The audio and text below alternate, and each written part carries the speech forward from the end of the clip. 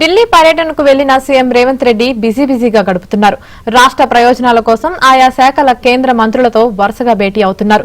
తాజాగా కేంద్ర వైద్య ఆరోగ్య శాఖ మంత్రి జేపీ నడ్డాతో సమావేశమయ్యారు. రెండోసారి కేంద్ర మంత్రిగా బాధ్యతలు స్వీకరించిన సందర్భంగా నడ్డాకు పుష్పగుచ్చం అందజేసి శుభాకాంక్షలు తెలిపారు.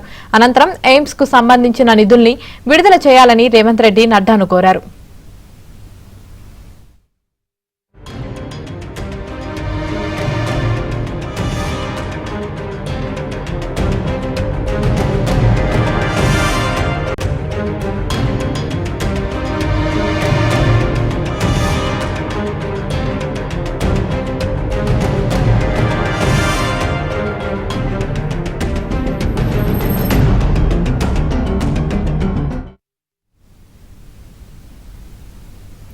రెండో రోజు పార్లమెంట్ సమావేశాల్లో ఎంపీల ప్రమాణ స్వీకారాలు కొనసాగనున్నాయి.